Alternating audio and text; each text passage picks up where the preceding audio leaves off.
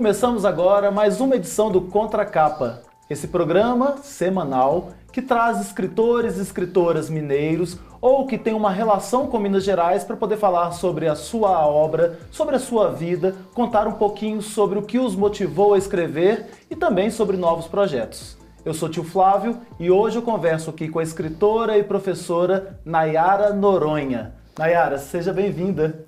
Obrigada, tio Flávio. Obrigado pelo convite. É um prazer estar aqui no Contracapa. Bom, antes de falar, da gente começar especificamente, eu vou falar para vocês que quem quiser nos acompanhar nas plataformas digitais do jornal Hoje em Dia e na TV Promove, que é o canal 12 da Claro TV, fique à vontade, porque estaremos lá todas as quintas-feiras às 19 horas. Mas também na Rádio Web Hoje em Dia e nas rádios Alvorada FM e Difusora AM de Salinas, na Gorutubana de Janaúba, Rádio Cidade FM de Corinto e na Rádio Eldorado de Sete Lagoas. Bom, a Nayara Noronha, ela é escritora, professora e pesquisadora da UFMG. Filha, que é o livro que ela vai falar aqui, da editora Sete Letras, foi seu primeiro romance. Eu acho que já vem alguma coisa por aí, alguma ideia já está sendo escrita para ter um novo livro que a gente vai saber já já. Mas esse livro, com ele, ela foi semifinalista do Prêmio Jabuti. Ela é coordenadora do projeto Lili, que é literatura livre, que leva autoras para serem discutidas, lidas em presídios femininos. E ela também nasceu na cidade de São Paulo, mas tem uma ligação forte com os parentes, em Dores do Indaiá, que Isso. você falou, que é uma cidade muito gostosa, perto de Luz. Isso, você conhece, Dores? Conheço, já Megalópole. dei palestra lá. Ela é doutora em administração lá por São Paulo, na FGV, é mestre e bacharel em administração pela Universidade Federal de Lavras, pela UFLA, e é professora hoje da UFMG. Então nós vamos conversar aqui com a Nayara, que tem várias histórias para contar sobre esse livro Filha e sobre a sua vida. Nayara, então aqui é um bate-papo mesmo. O Contracapa é o seguinte, o nome desse programa é porque é como se eu pegasse um livro e não soubesse nada dele. Então eu vou te perguntando coisas para que instigue a curiosidade dos nossos leitores, dos ouvintes, dos telespectadores, para poder lerem o livro. Mas antes de chegar no Filha, que é o seu primeiro filho, você tem 2 filhinhos ou 2 filhinhas também, 2 gatos, meus meninos. Como é que chamam? Tito e Lenu. Ah, pois é. Então esse aí é o seu terceiro. Não sei quem que vem primeiro. Queria que você falasse um pouquinho sobre essa sua relação com Minas Gerais. Você tem parentes lá em Dores ainda? Então, na verdade, assim, é difícil. Eu nasci em São Paulo, mas os meus pais são de Dores do Indaiá, então eu morei em São Paulo até os 13, 14 anos, São Paulo capital. Meu pai era um trabalhador que foi tentar a vida em São Paulo e eu e meu irmão nascemos lá. Mas eu me mudei para Dores com 14 anos, então eu morei também em Dores. Assim, o livro tem um pouco disso, desse contraste de uma pessoa que é do interior de Minas e que vai para São Paulo tentar a vida. Então, eu sou paulistana, mas eu tenho um coração mineiro. A minha mãe já é falecida, mas meu pai mora em Dores do Indaiá e a minha família toda é de Dores do Indaiá. E hoje eu moro há mais tempo em já morei mais tempo em cidades de Minas, hoje eu moro em Belo Horizonte, do que o tempo que eu permaneci no estado de São Paulo. Então, no meio a meio eu estou há mais tempo em Minas do que em São Paulo. Pois é uma experiência boa também, morar em São Paulo, porque é outro ritmo, Eu brinco que já morei em tudo quanto é tamanho de cidade, assim, Dores tem 15 mil habitantes, São Paulo é a maior cidade do Brasil. Eu tive a oportunidade de fazer doutorado de sanduíche em Londres, hoje eu moro em Belo Horizonte, mas eu já morei em Passos, eu fui professora do Instituto Federal durante 10 anos em Passos, morei em Lavras, onde eu fiz a minha graduação e o meu mestrado. Eu já rodei bastante no estado de Minas. E aí vem uma curiosidade, você está muito ligada à área, sua formação à área de administração, à área de ciências econômicas. Mais ou menos, assim, dentro da administração existe um campo que a gente chama de estudos organizacionais, que é uma perspectiva mais crítica, assim. Então, por exemplo, no meu doutorado eu estudei a organização socioespacial da favela de Heliópolis. Então, dentro da administração, as pessoas têm muito uma ideia da administração enquanto empresa, mas a administração estuda instituições, organizações como um todo. Eu, por exemplo, estudei organização socioespacial. Então, dentro do campo da administração, a gente consegue explorar, de uma perspectiva crítica, outras instituições, como no momento atual eu estou estudando as instituições, né, carcerárias e a interface com a literatura lá dentro. Então, embora a minha formação seja uma formação de ciências sociais aplicadas, né, eu sempre tive um viés muito mais crítico de qual é o papel das organizações na sociedade do que uma formação funcionalista, gerencialista, assim. Excelente. Mas me fala, onde entra a literatura nisso?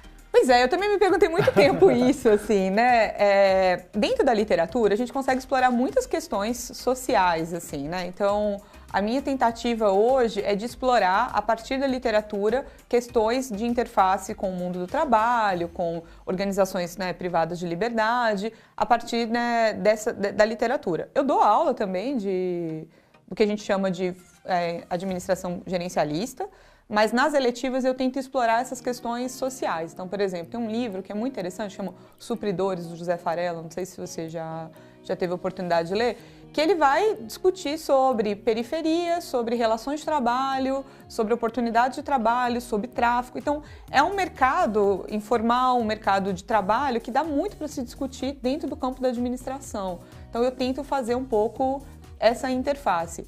E também com a extensão, assim, a universidade ela não é só o viés do ensino, né? Ela é um tripé, ensino, pesquisa e extensão. Então, eu pesquiso cidade, que é uma continuação da minha tese, e aí agora eu estou estudando cidade e literatura, a organização da cidade a partir de literatura. Eu tento, dentro das minhas aulas eletivas, puxar um pouco essa reflexão social das organizações e da organização social a partir da literatura. E agora, na extensão, eu tenho esse projeto, né, que é o LILI, que chama Literatura Livre, que é um projeto de extensão da universidade, que eu faço uma discussão, que é outro dos meus temas de interesse, que é recorte de gênero. Eu faço uma discussão sobre autoras mulheres em presídios femininos, fazendo esse projeto de extensão. Atualmente, hoje a gente está só na unidade de Vespasiano, né, que é o Centro de Referência a Gestantes Privadas de Liberdade, mas nosso interesse é em pensar mais esses métodos e conseguir estar em outros espaços do cárcere gerando mais remissão. E a universidade ocupando esse espaço, assim, né? Uma vez que as meninas que estão ali privadas de liberdade não podem estar na UFMG, a UFMG vai até esse espaço, dentro do possível, criar esses espaços de discussão, reflexão social. Assim. Eu acredito muito no papel da extensão. Eu brinco que dentro dessa tríade, assim, eu acho que eu sou muito mais professora e extensionista do que pesquisadora. Eu gosto muito da atividade de extensão na universidade, assim. E como que a gente percebe que a literatura impacta a vida das pessoas mesmo, né? Porque a gente tem uma distância da literatura. E quando eu falo para você da face ou das ciências sociais aplicadas, a gente fala muito da questão de que, estou debruçado ali nos números ou pensando na organização como um todo, mas a literatura está por trás de tudo, né? Sim. Ou está no meio de tudo, ou está à frente de tudo. A literatura reflete a sociedade, assim, né? Então, claro, com o lúdico, com a ficção, com a possibilidade de criação, que eu acho que muitas vezes esse tempo do capital nos tira, né? O tempo do produtivismo nos tira a possibilidade de criar, mas que a literatura faz isso, né? Ela, a partir de pensar possibilidades de mundos, às vezes fantásticos, inclusive, ela reflete no final o que é a sociedade. Então, se a gente vive hoje numa sociedade produtivista do capital, mais do que nunca as organizações, refletir criticamente sobre as organizações faz sentido. Para a gente, inclusive, pensar a forma de organizar a sociedade que a gente gostaria, né? Ótimo. Pensar novos caminhos. E como surgiu, como nasceu a filha? Mas filha não fala sobre isso, assim, não, né? Isso aqui, na verdade, foi uma curiosidade, né, porque a gente sempre fala, a pessoa é matemática, né, fez o curso de matemática, graduou-se em matemático e virou, hoje, escritor. Na verdade, a literatura está presente em tudo e deveria estar presente mais e a gente ter ciência que ela está presente. Mas era só uma curiosidade, porque o tanto de trabalhos que a Nayara tem, desenvolve e pesquisas também, fazem com que ela tenha uma visão mais ampla ou diferenciada daquilo que ela está vivenciando e até escrevendo. E aí eu queria saber justamente, porque também filha não tem nada a ver com encarceramento, não. Né? Nada sobre isso. A gente entra agora numa outra, eu brinco, numa outra Nárnia. Na verdade, a gente tem múltiplos papéis, assim, né? Eu acho que o meu primeiro papel, acho que o principal é ser leitora. Gosto muito de ler, acho que ler é uma das coisas que eu mais gosto de fazer na vida. E durante eu tenho uma formação acadêmica, né, longa, assim, né, só entre graduação, mestrado, doutorado, foram 10 anos, eu nunca abandonei esse hábito de leitura. Uma coisa que a gente ouve muito na universidade é, eu não consigo mais ler porque, de fato, tem uma carga de leitura de teoria social, né, é grande. Mas eu nunca abandonei a literatura, eu sempre estive ali lendo. Nos meus momentos de descanso de leituras acadêmicas, eu estava lendo literatura. Uhum. E aí, em 2017, quando eu terminei o doutorado, eu cansei, assim, de estudar de teoria social, da coisa... Falei, não, eu quero dar um tempo. Eu já era professora do Instituto Federal, e aí eu voltei para... Eu fiquei um tempo afastada para fazer o doutorado, então eu voltei para Passos, então eu fui morar numa cidade do interior, o tempo no interior é um pouco mais... dá para fazer mais coisas, né? E aí eu comecei a resgatar textos que eu sempre escrevi, eu sempre tive o hábito de escrever diário e tal, eu fui resgatar textos e coisas que eu já tinha escrito, e falei, acho que eu vou dedicar um tempo a tentar brincar de escrever literatura. E aí, cidade do interior é isso, né? A gente sempre vai no mesmo lugar. Eu sou uma pessoa que confesso que eu sou uma sorveteira, assim, adoro tomar sorvete. E aí eu tinha uma relação de sempre ir na mesma sorveteria e tinha uma moça grávida lá, que era uma atendente, que infelizmente eu esqueci o nome dela, mas eu nunca esqueci o nome da filha dela, que ia chamar Rebeca. Essa moça estava grávida e ela estava atendendo a gente. E aí passou na outra semana, 1, 2 semanas, ela não estava lá e eu pensei, o neném nasceu, né? Eu falei, a Rebeca nasceu? E aí me contaram que a neném tinha nascido morta. E eu fiquei muito impactada com isso, porque até então, eu não tenho filhos, né? Eu nunca fiquei grávida. Eu nunca tinha parado na possibilidade para pensar que uma criança podia nascer morta. Isso era uma coisa que nunca tinha passado sequer na minha imaginação. Eu fiquei muito impactada com a morte dessa criança. E eu fiquei obcecada com esse tema. Assim, comecei a pesquisar sobre, e aí comecei a ver que as pessoas não falavam sobre natimorto, aí eu descobri que tinha um termo específico para uma criança que nasce morta, que é natimorto. E eu fiquei obcecada, e aí a pesquisadora veio, assim, e comecei a pesquisar sobre. E o jeito de conseguir lidar com isso foi começar a escrever sobre. E aí eu comecei a imaginar se tivesse acontecido comigo essa morte, assim, né? Essa moça que o neném dela nasceu morto, eu nunca mais vi. Ela não voltou a trabalhar na sorveteria e eu perdi totalmente o contato. Você não teve nem jeito de dar a ela um livro, por exemplo? Não, eu não tive jeito nem de perguntar nada sobre ela. Depois disso a sorveteria fechou, coisa no interior também é isso, né? Nem sempre perdura por muito tempo. Mas eu fiquei obcecada com ela e aí, como eu não consegui voltar para ela, eu imaginei uma história possível. Então, filha nasceu de uma vontade de escrever literatura, de sair um pouco da escrita acadêmica, que é a minha escrita mais treinada, né, de 10 anos de formação, e a partir de uma coisa que eu não imaginava, que foi um golpe, eu fiquei obcecada com esse tema e comecei a pesquisar. Mas apesar do disparador de filha ser o luto de um natimorto, no final das contas, filhas é sobre uma relação de mãe e filha. E aí isso, eu não sou mãe, mas eu sou filha, né? Então, acho que isso também me fez pensar muito sobre diferenças geracionais entre eu e minha mãe, entre essas mulheres, né? Assim, minha mãe é uma mulher criada no interior, eu tive a oportunidade de morar em cidades múltiplas, né? Então, comecei a pensar sobre isso. Então, o enredo de filha, ele não é uma autoficção, é uma ficção, ele parte desse luto de natimorto, mas ele é permeado também por relação de mãe e filha.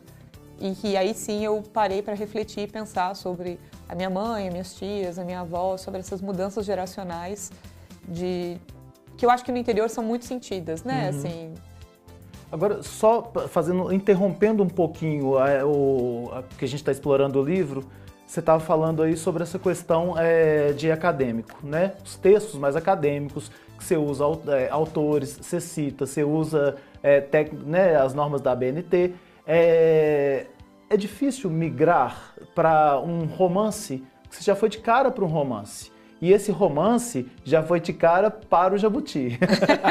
Foi uma sorte, né, gente? Não foi sorte. Não, tem muita gente boa escrevendo, assim. Mas a gente tem que reconhecer que a literatura é boa, que a sua escrita é boa. Eu tenho essa dificuldade da escrita acadêmica para traduzir isso aí ou para passar para um outro formato. Você já teve mais fluidez nisso? Não, eu fiz cursos, muitos cursos. Assim, eu fiz uma pós-graduação de escrita e criação que eu acho que me abriu muito caminhos, assim. E uma coisa muito legal que a literatura me deu foi grupos de pessoas escritoras também, escritores iniciantes, que se ajudam muito. As pessoas leem o texto um do outro e na leitura do outro, o seu texto cresce muito quando você está aberto a ouvir o que o outro tem a te dizer. Então, não foi uma coisa tão natural. Eu fiz muitos cursos, eu treinei muito, eu escrevi muitas versões do livro, ele passou por muitos leitores, por leitura crítica, todo um processo longo, mas também não foi tão difícil, eu acho, pelo sentido de que um bom escritor, antes de tudo, é um bom leitor. Então eu aprendi muito com os autores que eu admiro, assim. Tem um livro que chama eu acho que é Como Ler como Escritor, da Francine Prose, que é isso, você vai explorando os textos dos outros escritores e lendo e aprendendo com eles, assim. Então, mas foi um trabalho longo, assim, tanto que eu comecei a escrever esse livro em 2017, ele foi publicado em 2022. Então, nesse meio tempo teve muitas versões, muitas escritas, muita gente leu. Eu tive sorte de construir uma rede de apoio entre escritores e leitores que me ajudou a crescer muito como escritora. E eu ainda acho que eu tenho muito que crescer como escritora ainda, né? Esse é o primeiro. Como eu disse, tem uma coisa, claro, eu reconheço o meu esforço, o meu trabalho, mas tem uma coisa de sorte porque tem muita gente boa escrevendo, assim, muita gente que está com muitos livros bons, porque esse livro foi publicado pela Sete Letras, que é uma editora média, assim, né, independente, não está ainda tem algumas livrarias, mas não está em todas as livrarias, não tem uma grande distribuição, mas tem muito autor bom que a gente não conhece porque não está nas grandes editoras. Exatamente. Que não chega nas grandes editoras. E é isso que a gente faz aqui nesse programa, é tentar descobrir, trazer as pessoas que têm uma escrita maravilhosa, que têm obras já publicadas que são fantásticas, mas que não são comerciais, elas não estão aí na editora, porque chegar numa editora também é difícil, né? Super difícil. Numa livraria é difícil, numa editora é difícil. É muita gente escrevendo, né? Tem muita coisa boa e tem muita coisa que é lida que não tem tanta qualidade literária, mas o marketing, o comercial faz com que estoure, né? Mas tem público para todo mundo também. Eu acho que isso é uma coisa que a literatura me ensinou, assim. Ao contrário dessa lógica da administração, que é muito da competição, na literatura tem espaço para todo mundo. Tem gente interessada em ler sobre diversos temas, né? Assim, tem nichos específicos, né? Então, uma rádio que eu trabalho tem duas pessoas que falam sobre OVNIs, né? Não é algo que me interessa, mas tem sobre gastronomia e por aí vai. Tem muita coisa, muita gente, né? Interesses, tem muita coisa boa sendo escrita, vale a pena sair um pouco do que é o óbvio e dar oportunidade para outras pessoas, assim, serem lidas. Agora vamos voltar para Filha. Já que você despertou essa curiosidade, dizendo de onde que foi, né, disparada essa sua ideia aí, como é que passa esse livro? Como é que vai desenvolvendo esse livro? Então foi a sua observação daquele caso, a partir daí você começou a pesquisar sobre natimortos. Isso. O livro é dividido em 3 partes e são 3 mulheres, né? A Helena, a Estela e a Esther. A Esther, assim, a Esther é a neném morta, né? Não é um spoiler, tá, gente? Porque a primeira frase do livro é "sou uma avó sem neto", então já começa a partir desse disparador. Então o livro vai contar, na primeira parte, a versão da Estela, que é a avó, que não teve essa neta, né? Que é a mãe da Helena, que precisa lidar com esse luto da filha enlutada. E que é uma inversão da morte, porque a gente espera que a pessoa mais velha morra antes e a criança viva muito, né? Então ela vai refletir, a partir da morte da neta, a própria vida e a relação dela com a filha, com a Helena.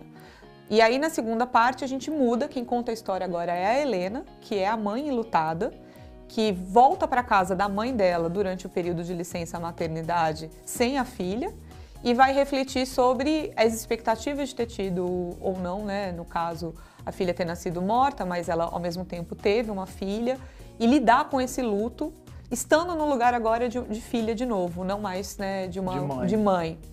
E aí a terceira parte é um diálogo entre crianças que, aí eu não posso contar senão vou dar spoiler, mas também entrelaça essa questão da Esther, né, que é a criança que não nasceu, com a Estela e com a Helena.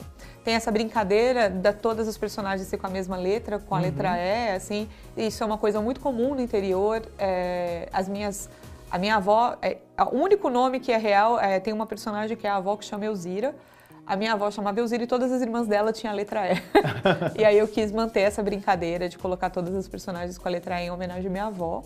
Mas, basicamente, o livro vai contar essa relação de mãe e filha a partir desse luto de alguém que é mãe, mas também não é porque a criança nasceu morta. Quando você fala dessa criança que nasce morta e da mãe que tem... A mãe tem o direito a todo o processo da licença maternidade? Sim, ela é mãe, assim, né? Tá. É porque a criança, ela chegou a nascer, né? Aham. Então, ela tem um certificado, ela tem um atestado, uma certidão de nascimento e de óbito juntos. Sei, nossa. Então, ela tem os dois. Então, ela tem o direito de licença maternidade, que foi algo que eu descobri também nessa pesquisa, porque é pouco falado sobre natimorto, é pouco falado sobre essa perda. Na época que eu fiz essa pesquisa, que foi em 2017, 2018, tinha algumas matérias de jornal, assim, né, dessas matérias mais longas, tipo BBC tinha alguma coisa, documentários, mas não tinha muitas coisas escritas na literatura, assim. Relação mãe e filha é muito explorado na literatura agora, acho que tem muitas mulheres escrevendo sobre maternidade, mas sobre natimorto, na época, eu não tinha encontrado muito, assim. Então, eu descobri isso, eu descobri que mãe de natimorto não pode doar leite, tem uma cena que é isso, né, porque como chegou no último mês, chegou a nascer a criança, ela produzia leite. E aí não pode doar porque pode ter alguma coisa de infecção, cruzamento, né, então foi algo que eu não sabia também, que tem essa coisa do natimorto, ia carregar a cicatriz, né? Porque esse neném nasce, como ele estava morto, ele foi obrigado a fazer uma cesariana. Então você tem todo o procedimento e você tem que aguentar essa dor, esses pontos, mas você não tem um bebê ali dentro. São coisas que a gente não para realmente para pensar, não. Essa questão da cicatriz, ela é real, é uma física, uma marca e para ela sempre. é muito simbólica também, muito, né? Tem uma simbologia muito grande. Como é que é a volta para o trabalho? Porque ela chegou a voltar para o trabalho, né? Eu não exploro essa volta, eu exploro só ela chega, essa segunda parte, ela no interior, na casa da mãe, né? Como eu comentei, ela volta para casa da mãe no interior de Minas e ela mora em São Paulo. E aí ela chega a voltar em São Paulo, o livro vai até essa parte dela voltar em São Paulo, e aí ela vai refletir, tipo assim, como tocar a vida em frente agora, né? Assim, porque aí a gente volta para a primeira discussão lá do tempo do capital. Você precisa trabalhar, você precisa voltar a fazer as coisas. Eu não chego a explorar isso, mas dá esse duplo sentido, assim, de que ao mesmo tempo que ela quer voltar a ter uma vida, quer sair desse lugar, ao mesmo tempo é uma dor muito grande, como que você faz para, né, seguir a vida em frente. Mas ela segue. A gente pode falar que o livro fala bastante sobre luto? Fala, mas eu acho que fala mais sobre mãe e filha, assim. Eu acho que fala mais sobre essas diferenças geracionais, assim. Principalmente porque eu quis explorar isso do interior de uma mulher, que no caso é a Estela, né? Que faz o papel da mãe da Helena, de uma mulher que não saiu da cidade, do interior, e que a vida dela foi dedicada a criar as filhas, ao marido, a filha, a casa, no contraste de uma filha que foi para a cidade, para São Paulo, né? Que foi estudar, foi construir outra coisa, e que quando tem uma filha, não tem também. E aí tem até uma frase do livro que ela fala, até no luto a gente desencontra, porque a Helena, a Estela nunca perdeu uma filha, porque a Helena e a Luísa estão vivas, e a Helena também nunca perdeu a mãe, assim, então tem esse contraste, assim, do que se espera do amor. Mas claro, o luto ele está permeado nisso, assim. É o disparador, tem essa questão da mãe estar envelhecendo também, então a Helena volta para o interior e vai viver esse luto, mas ela também percebe a mudança que é na vida da mãe, desse cotidiano pacato do interior, e também tem um luto de um cachorro da família, assim, né, que aí também é a Helena ver a dor da mãe ao perder esse animal que substituiu, entre aspas, filhas, porque isso é uma coisa muito forte no interior, né, de Minas, acho que no interior do Brasil como um todo. As cidades são muito pequenas, os filhos precisam sair das casas. Vão para estudar, vão estudar trabalhar, e vão fazer suas vidas, né? E aí também quis explorar um pouco isso, assim, a Estela ficar sozinha em casa e as filhas irem ganhar o mundo. E aí, de repente, a filha volta, mas volta num lugar enlutado, né? Então... É interessante que você trabalha essa questão do luto não reconhecido, né, de várias formas, o natimorto, o luto de pet, o luto de um animal, né, que isso pauta hoje, porque são coisas que a gente não fala. Se a gente já não fala sobre a morte em si, essas mortes não reconhecidas, como a gente diz, né, elas não são pautadas mesmo. Agora, para poder dizer, porque você está contando aí, eu não te conheço, não conheço a sua história, conversamos um pouco e... Tem alguma relação entre você e o livro? Sim. Você saiu de casa, foi para São Paulo, sua mãe ficou, Sim. né? Quando você escreveu o livro, você ainda tinha sua mãe viva? Eu brinco que quando eu escrevi esse livro, né, eu falava com a minha terapeuta assim, minha mãe vai me odiar, ela nunca mais, nunca vai me perdoar, assim. E aí, por muito tempo eu fiquei pensando, será que eu publico esse livro enquanto minha mãe tá viva ou não? Mas publiquei e ela leu, ela gostou. Inclusive, esse livro é o livro que eu dei de presente para minha mãe, assim, eu não tenho mais outras cópias, eu fiquei com a dela. E aí eu publiquei esse livro em julho e minha mãe faleceu em outubro. E eu fiquei muito feliz dela ter tido a oportunidade de ler, assim, porque eu acho que o livro, ele é uma homenagem, no final das contas, às mulheres que foram importantes na minha vida, que é a minha mãe, a minha avó e a minha tia, assim. Minha mãe só tem uma irmã. Então foram essas 3 mulheres que me permitiram ter a liberdade, por exemplo, de ir embora, assim, né? Eu acho que a escrita desse livro me fez ver que o que eu tinha... Porque mãe e filha tem essas rixas, né? Assim, principalmente mulher, tem esse atrito. As rixas que eu tinha com a minha mãe me fez perceber que ela teve que abrir mão de muitas coisas para me permitir ser quem eu sou hoje, assim, né? Para me permitir que eu fosse embora, para permitir que eu fizesse as minhas próprias escolhas que ela talvez, por questões geracionais, sociais, ela não teve as mesmas oportunidades de escolhas que eu tive, né? Assim, minha família é uma família bem tradicional mineira, né? Minha mãe dedicou a vida dela a criar eu e meu irmão. Ela trabalhava e ela abriu mão do trabalho para ser mãe, para cuidar da gente. Então eu acho que o livro me fez fazer as pazes com ela, nesse sentido de muitas coisas que quando eu era mais nova eu não entendia e que na escrita, ao criar uma personagem que não é ela, mas tinha muito dela também, me fez fazer essas pazes de entender que muito de quem eu sou foi porque ela abriu mão de quem ela era, assim. Então acho que nesse ponto o livro tem muito de mim, assim, né? Embora não seja uma autoficção, às vezes sempre é também, né? Não é, mas sempre é eu também, acho que tem de alguma esse maneira. distanciamento é tão difícil também, né? Porque acaba entrando um pouquinho de nós, né? Em cada coisa que a gente escreve. Mas muita gente me escreveu falando, nossa, como que foi pra você ter perdido um neném? Eu nunca fiquei grávida, nunca tive essa experiência, não sei ainda se quero ou não quero ser mãe. Mas a parte da relação eu sempre vou ser filha, né? Então, isso sim, de fato, permeou. E o título do livro foi de última hora, assim, o livro ia chamar Avó Sem Neta. E aí depois é que eu entendi, né, em várias leituras, várias sugestões, várias pessoas que eu entendi. Não, o livro, na verdade, no final das contas, sobre essa relação de mãe e filha, inclusive da filha que morreu, né? Também esse papel ótimo. Que permeia todas as ficou ótimo. O nome é muito direto, né? Eu gosto de nome curto, eu confesso. Nossa, eu tenho uma dificuldade com nomes curtos, eu preciso trabalhar isso mais. Dificuldade de encontrá-los, de pari-los. O próximo livro não está com nome curto ainda não, mas eu estou querendo mudar, porque está muito longo para mim. Tudo vai acontecendo, né? Olha, nós temos só mais 1 minuto. Passa muito rápido, eu falo muito também, né? Não, daí é uma delícia. Mas eu queria que você falasse, nesse 1 minuto, sobre essa sua nova ideia. O que está vindo por aí? Então, eu trabalho em muitos projetos, como você viu, assim. Eu estou trabalhando em 2 livros agora, um de não ficção. Acho que eu estou querendo fazer as pazes com o meio acadêmico e tentar escrever literatura de não ficção a partir de tantas pesquisas legais que eu já fiz ao longo da minha vida, né? Então, esse é um projeto. E eu acho que o próximo livro, que é de ficção, eu não teria como, nesse momento, eu não escrever sobre essa relação que eu estou tendo com as mulheres presas, assim. Então, excelente. Mas não de uma perspectiva de uma literatura, que o pessoal chama de literatura do cárcere, porque eu acho que tem muita gente que escreve de um lugar que eles viveram, mas num lugar de fora, assim. Então, a ideia eu ainda estou trabalhando nesse livro, mas a ideia é escrever sobre...